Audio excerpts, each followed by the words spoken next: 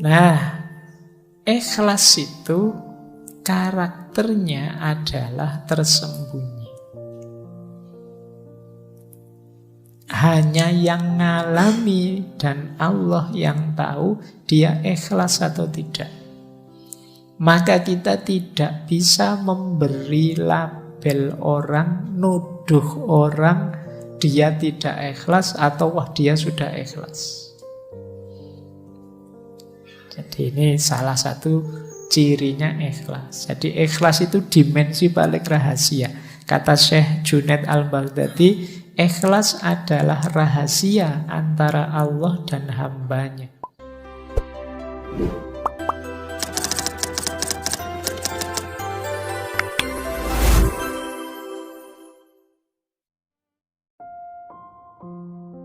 Assalamualaikum warahmatullahi wabarakatuh.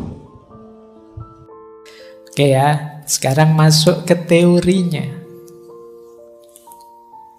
Yang pertama, teori pertama tentang tingkatan ikhlas.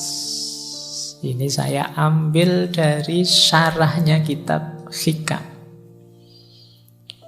Ini saya ambil dari Minahul Qudsiyah. Ini syarah dari Syekh As-Sarqawi terhadap kitab Hikamnya Syekh Ibnu Athaillah. Orang ikhlas itu ada 3 level. Level awam yaitu ikhlasul ibad, ikhlasnya ahli ibadah. Ada jenis khawas, ini ikhlasul muhibbin. Dan ada istimewa, khawasul khawas, ikhlasul arifin. Jadi level ibad ini level ahli ibadah. Ini pun sudah luar biasa. Ikhlasul ibad itu ketika orang beribadah pada Allah tidak riya sama sekali, tujuannya memang Allah saja, ingin dapat pahala, ingin selamat dari siksa. Ini juga sudah ikhlas. Jadi kalau ada yang tanya, Pak, kalau saya ibadah lillahi ta'ala tapi ingin dapat surga, tidak ingin masuk neraka, apa masih disebut ikhlas? Masih. Ini level ikhlasul ibad. Jadi tidak apa-apa, kalian jangan pesimis. Kan kadang-kadang ada yang bilang, saya melampaui surga neraka langsung Allah saja. Padahal pikiranmu masih sholatnya bolong-bolong aja, gayanya ngomongnya ngono. Nah, level ikhlasul ibad itu tidak apa-apa kamu menuju ingin selamat di akhirat, ingin menghindari neraka, yang penting tidak riya. Jadi tujuannya memang Allah saja dan ingin diberi itu oleh Allah. Itu tetap masuk kategori ikhlas. Jadi yang pertama ini jenisnya. Ada lagi lebih tinggi, yaitu ikhlasul muhibbin. Ikhlasul muhibbin itu ikhlasnya para pecinta. Kalau ini ikhlas lillahi ta'ala, tidak tergoda lagi oleh surga neraka, pahala dan siksa. Tujuannya ingin dekat saja dengan Allah. Dulu kita belajar sufi perempuan Robiah Al-Adawiyah. Itu kan banyak gambarannya ikhlasul muhibbin. Ya Allah, kalau ibadahku ini karena ingin surga, jauhkan aku dari surga. Kalau aku ibadahku karena takut neraka, masukkan aku ke neraka. Karena dia tidak fokus ke situ, fokusnya ke Allah saja. Jadi ingin dekat dan selalu bersama, ingin mengagungkan Allah. Ini levelnya mahabbah. Ini sudah luar biasa, makanya disebut khawas. Itu pun ada yang lebih tinggi ternyata, ikhlasul arifin. Kalau ikhlasul arifin ini tidak lagi ada pemahaman aku dan engkau. Kalau masih aku mencintaimu itu kan masih ada aku, masih ada engkau. Ikhlasul arifin itu aku sadar sepenuhnya bahwa ikhlasku seperti apapun diriku itu semuanya dari engkau. Kalau aku mencintaimu ya Allah, itu pun cinta yang kau anugerahkan dalam diriku. Jadi andilku itu tidak ada sama sekali. La haula wala quwata illa billahil aliyyil azim. Dayaku, kekuatanku, apapun kebaikan yang aku lakukan, itu semuanya hakikatnya adalah engkau, bukan aku. Orang yang level muhibbin tadi kadang-kadang kalau tidak hati-hati terjebak membanggakan dirinya. Bahwa aku bisa ikhlas, aku bisa tidak tertarik lagi surga neraka dan lain sebagainya. Tapi di level arifin itu sudah tidak mungkin lagi karena dia sepenuhnya sadar bahwa kebaikan dirinya, cintanya pada Allah, dayanya untuk menuju Allah, itu semuanya hakikatnya anugerahnya Allah saja. Tanpa Allah mengizinkan, ridho, menganugerahi, tidak mungkin bisa begitu. Itu namanya ikhlasul arifin. Nah, ini jenjang-jenjangnya. Jadi silakan teman-teman nanti muhasabah ya, sudah punya jenis ikhlas yang mana dalam diri kita. Yang pertama pun tidak apa-apa, itu juga termasuk ikhlas. Jadi sudah lillahi ta'ala. Paling tidak yang pertama itu tidak ada target-target duniawi. Jadi tidak riya, tidak ada target-target yang selain Allah. Targetnya ukhrawi. Nah, ini pun sudah masuk kategori ikhlas. Baik, jadi ini konsep pertama. Semoga tidak terlalu berat ya dipahaminya, maksudnya kalau dijalaninya ya pasti abot. Paling enggak kamu ngerti dulu itu kan sudah lumayan. Tadi tidak ngerti, sekarang ngerti. Kita lanjutkan. Nah, rutenya seperti ini untuk menuju ikhlas itu. Catatan saya ada 4 untuk menuju yang khawasul khawas tadi. Yang pertama memang untuk kita bisa sepenuhnya lillahi ta'ala, itu harus bersih. Tadi kan definisinya bersih. Bersihnya diri dari dosa dan kemaksiatan. Ini level paling awal. Jadi semoga teman-teman tidak termasuk golongan yang ngeyel ya. Kadang-kadang ada orang ngeyel, apa bisa Pak ada manusia yang bersih dari dosa dan kemaksiatan. Itu kan mesti ono sing takok ngono. Paling tidak bersih dari dosa dan kemaksiatan yang disengaja. Jadi manusia memang kadang khilaf, manusiawi saja, kita pun kadang kepleset. Tapi semoga bukan memang secara sengaja ngerti dosa ditabrak saja. Ngerti maksiat ditabrak saja. Kamu tahu kalau lihat gambar yang kayak gitu itu dosa, tapi eman-eman ya Pak, terus ya wis. Ya sudah, berarti kamu level awal saja masih belum bersih. Jadi kok tidak sengaja terlihat, tidak apa-apa, rezeki. Itu kan ada kalimatnya yang laka al-ula. Laka al-ula itu ya memang kok tidak sengaja kelihatan, itu kan rezekimu memang laka al-ula. Tapi setelah itu jangan diulangi. Ya, kalau ada eman-emannya tadi berarti sengaja. Yang pertama kan tidak sengaja, tidak masalah. Ya, kalau diulang lagi gitu. Jadi kamu kok setelah lihat kok terus diulang lagi, atau tidak diulang tapi dipenelengi terus. Saya tidak ngulang kok Pak, ya tak lihat tapi ya suwi nontonnya padha wae. Ya, jadi kamu kan logikamu kan begitu, eman-eman Pak, nanti kalau dosa ya tobat lagi lah Pak. Berarti di level awal kamu belum lulus, belum bersih. Jadi khilaf melakukan dosa manusiawi, tapi usahakan tidak secara sengaja kamu memasukkan dirimu ke ranah dosa dan kemaksiatan. Ini level paling awal loh ya. Kalau ini saja kamu berat ya, naiknya agak panjang nanti prosesnya. Paling tidak berusahalah. Karena kuasanya manusia itu terbatas. Insya Allah kalau usahamu sungguh-sungguh, Allah ridho dan berkenan, nanti Allah yang menolongmu. Sehingga kamu naik kelasnya lebih cepat. Tapi kalau kamu malas, kamu memang secara sengaja tidak ingin memperbaiki diri, naik level itu, ya Allah tidak akan datang. Ana inda dzonni abdi bi.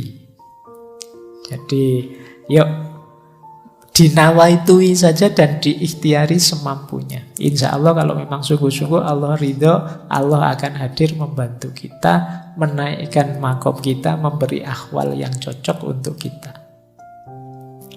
Kalau sudah lulus di level pertama, kita bisa naik ke level kedua, bersih dari segala keterikatan duniawi. Jadi, kalau ini lebih berat lagi. Di sini mungkin banyak hal yang halal, banyak hal yang mungkin boleh saja, bisa saja.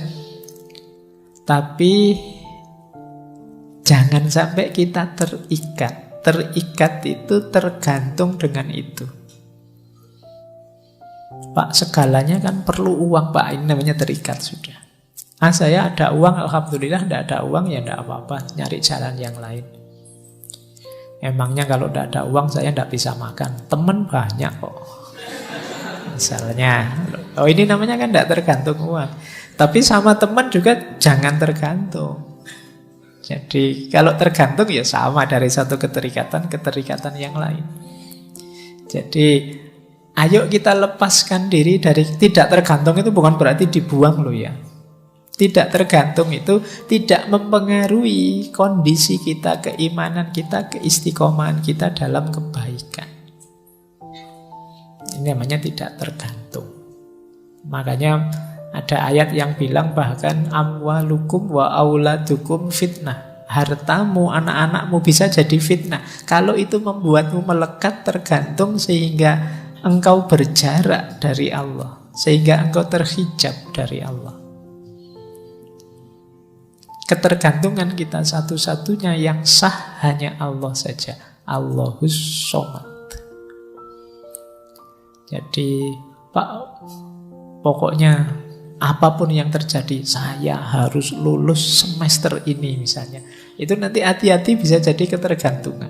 Boleh kamu punya nawa itu begitu, tapi kalau memang jalannya berhadapan dengan halal haram, baik buruk, jangan diterjang saja.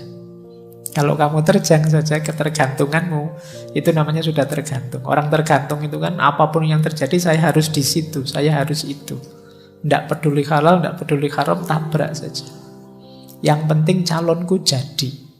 Meskipun aku bikin hokkah, bikin anukah, ini sebenarnya nama dari ketergantungan. Kamu memaksakan diri harus itu namanya ketergantungan.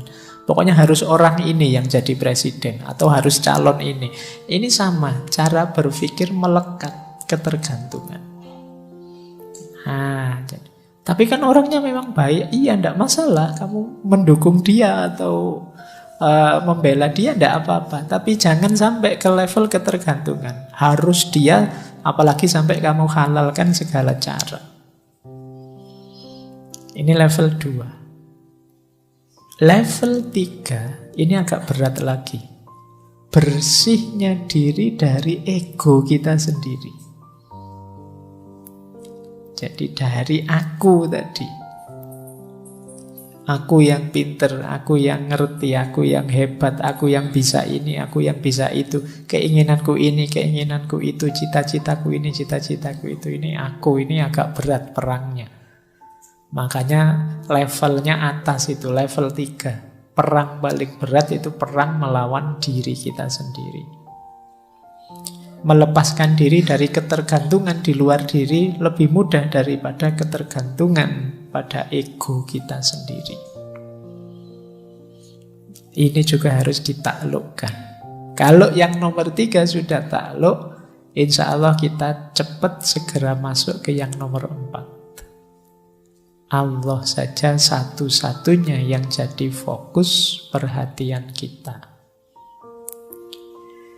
Baik, ini diingat-ingat ya rutenya 4 ini. Saya lanjutkan, malam ini materinya agak banyak. Kalau masih belum tertangkap, diulang lagi boleh. Direnungi setiap slide-nya. Nah ini materi panjang harus saya ringkas.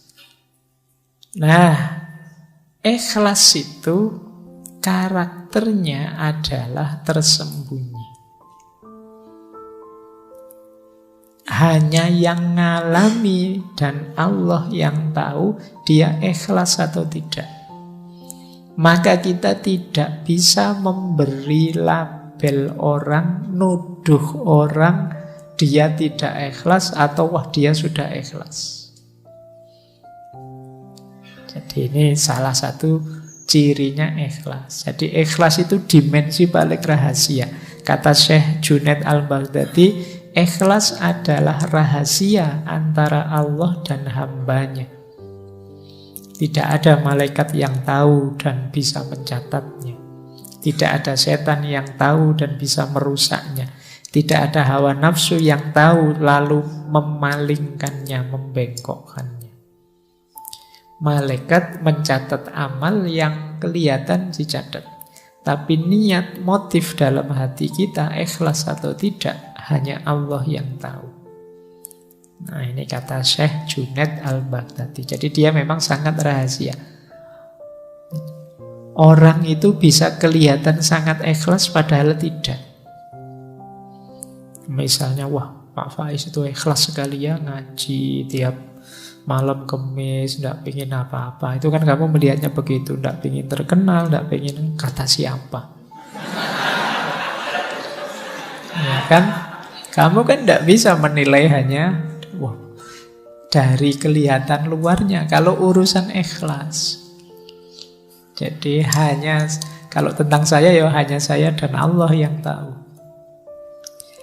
Ya untunglah Allah itu sayang sekali sama kita ya. Aib-aib kita itu tidak dibongkar mentah-mentahan kayak kalian bongkar aibnya musuhmu di medsos-medsos itu. Kalau Allah sebaper itu habis kalian. Jadi kamu mungkin tidak berani keluar rumah sudah. Baik, jadi ikhlas itu berarti tersembunyi. Maka dia tidak bisa jadi komoditas kebencianmu atau kecintaanmu pada seseorang. Pilihlah tokoh ini orang ini paling ikhlas loh dia itu. Ya, dari mana melihatnya? Karena ikhlas atau tidak, hanya Allah dan yang bersangkutan yang tahu. Jadi ini karakter pertama dari keikhlasan. Dia tersembunyi.